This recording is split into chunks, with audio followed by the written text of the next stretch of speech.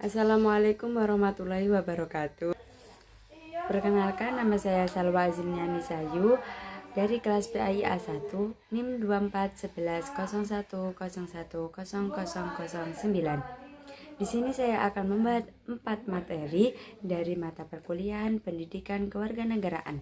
4 materi tersebut, yang pertama adalah nasionalisme dan identitas nasional, yang kedua integrasi nasional, yang ketiga konstitusi, dan yang terakhir hak dan kewajiban warga negara. Materi yang pertama, nasionalisme dan identitas nasional. Nasionalisme adalah suatu paham kebangsaan yang dikembangkan dalam rangka mempersatukan semua elemen yang ada pada suatu bangsa tersebut. Nasionalisme juga bisa diartikan sebagai ideologi yang berdasarkan rasa cinta kepada tanah air. Pengertian identitas nasional adalah kepribadian nasional atau jati diri nasional yang dimiliki suatu bangsa yang membedakan satu bangsa dengan bangsa yang lain. Identitas nasional memiliki beberapa fungsi. Fungsi yang pertama adalah membangun solidaritas antar warga negara. Yang kedua, membangun rasa persatuan dan membantu saling mendukung. Berikut beberapa hal yang perlu diperhatikan dalam mengimplementasikan nasionalisme dan identitas nasional. Yang pertama, membangun kesadaran nasional sejak usia dini. Yang kedua, aktualisasi Pancasila dalam berbagai penataan kehidupan. Yang ketiga, faktor-faktor yang mendukung lahirnya identitas nasional, yaitu seperti faktor objektif dan faktor subjektif. Faktor objektif adalah geografis, ekologis, sedangkan objektif adalah kebudayaan, historis, dan sosial. Menuju pembahasan yang kedua, yaitu integrasi nasional.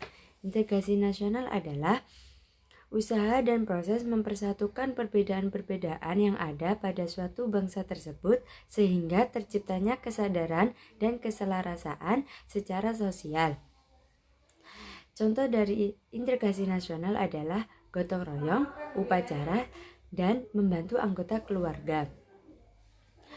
Integrasi nasional memiliki faktor pendukung dan faktor penghambat. Faktor penghambat dari integrasi nasional yang pertama adalah kurangnya toleransi antar golongan. Yang kedua, kurangnya kesadaran dari masyarakat Indonesia terhadap ancaman dan gangguan dari luar. Yang ketiga, budaya asli mulai tergusur karena dipengaruhi budaya asing. Faktor pendorong. Faktor pendorong adalah adanya rasa senasib dan seperjuangan. Yang kedua, adanya ideologi nasional yang tercermin dalam simbol negara. Yang ketiga, adanya tekad dan keinginan untuk bersatu. Berikut cara untuk mengimplementasikan integrasi nasional, yaitu yang pertama, memperkuat ideologi Pancasila. Yang kedua, mengedepankan dialog dan kerjasama. Dan yang ketiga, mewujudkan keadilan sosial ekonomi. Menjelaskan makalah yang ketiga, yaitu tentang konstitusi. Konstitusi adalah hukum tertinggi suatu negara yang mengatur dan mengorganisasi pemerintah serta membentuk hak-hak warga negara. Konstitusi juga mengatur hubungan antar pemerintah dan rakyat, serta sistem politik dan kekuasaan pemerintah. Implementasi dari konstitusi di Indonesia adalah dengan menerapkan UUD 1945 sebagai dasar negara. Kedua, menjadikan UUD 1945 sebagai acuan dalam pembentukan peraturan.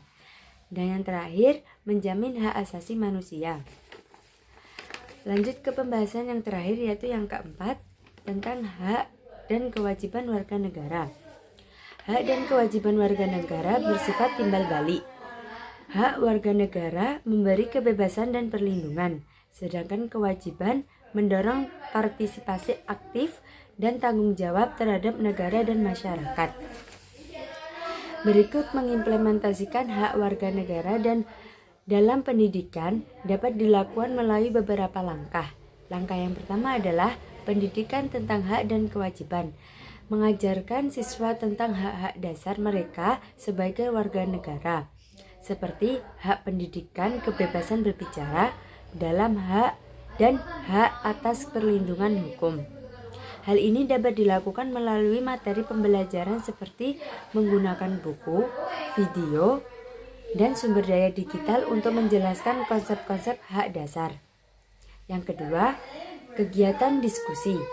Kegiatan diskusi ini mengadakan diskusi ini adalah cara yang efektif untuk mengingat kesadaran siswa.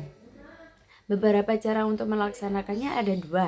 Yang pertama, forum diskusi, dan yang kedua, debat. Forum diskusi itu menyelenggarakan karena di mana siswa dapat membahas isu-isu atau hak-hak asasi manusia seperti diskriminasi, kebebasan, dan kekerasan. Yang kedua, debat.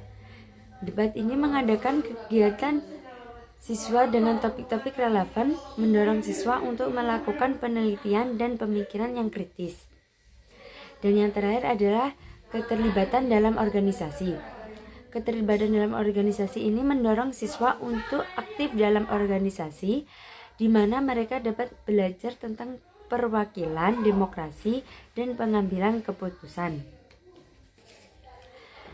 Sekian dari penjelasan saya, kurang lebihnya mohon maaf atau kehilafannya. Wassalamualaikum warahmatullahi wabarakatuh.